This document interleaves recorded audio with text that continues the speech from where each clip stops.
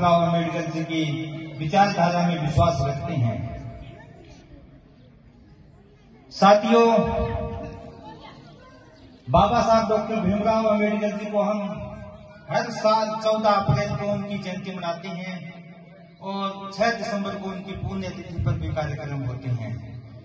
उनकी जयंती और पुण्यतिथि पर प्रोग्राम करते हैं और उनको नमन करते हैं। उनको नमन करने का हमारा उद्देश्य ये होना चाहिए कि बाबा साहब डॉक्टर भीमराव अम्बेडकर जी के अंदर जो गुण थे वो हमारे खुद के अंदर भी गुण होने चाहिए, हमें भी वो गुण हमारे अंदर पैदा करने चाहिए।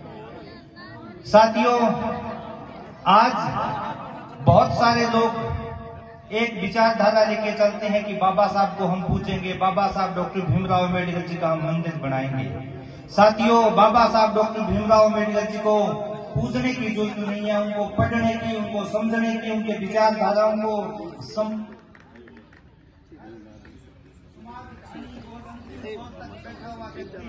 जो है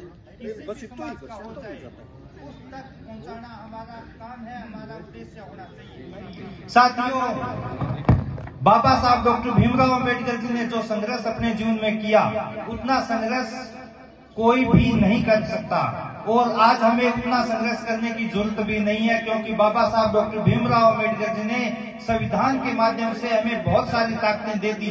स्कूल में शिक्षा का जो अधिकार दिया है वो सबसे बड़ा अधिकार है। साथियों, हमें बताया जाता है कि 10वीं क्लास में फेल होने वाला बच्चा क्रिकेट का भगवान बन गया, बस में टिकट बेचने वाला व्यक्ति फिल्म स्टार बन गया, लेकिन कोई ये नहीं बताता कि कक्षा से बाहर बैठकर पढ़ने वाला व्यक्ति हिंदुस्तान के जो विश्व का सबसे बड़ा लोकतांत्रिक देश है उसका संविधान लिख गया और ज्ञान का प्रतीक विश्व शक्ति अमेरिका ने भी उसको ज्ञान का प्रतीक माना। साथियों, बाबा साहब डॉक्टर भीमराव अम्बेडकर जी के बारे में जितना बताया जाए उतना कम है। उनका जीवन, उनके जीवन का हर एक दिन हर एक व्यक्ति के लिए प्रेरणा का स्रोत है अगर बाबा साहब डॉक्टर भीमराव अम्बेडकर जी को अच्छे से पढ़ें तो।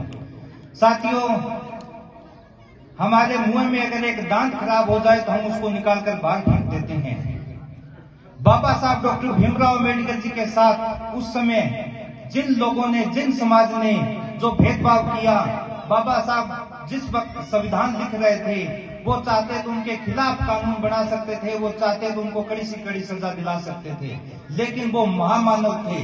महामानव किसी एक धर्म, एक जाति, एक परिवार, एक समाज के नहीं होते, वो हर एक समाज के होते हैं, हर एक मानव के लिए होते हैं जो इस धरती पे आया है।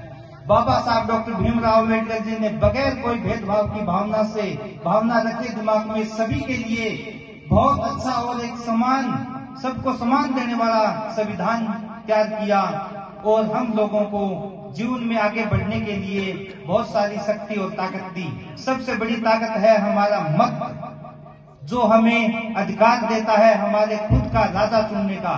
साथियों, पहले क्या था, रानी के गर्भ से राजा पैदा होता था, लेकिन बाबा साहब डॉक्टर भीमराव अम्बेडकर जी ने हमें मत का अधिकार दिया और आज हमारे मत से, मत पेटी के गर्भ से हिंदुस्तान का, हमारे विधानसभा का, हमारे राज्य का राजा पैदा होता है।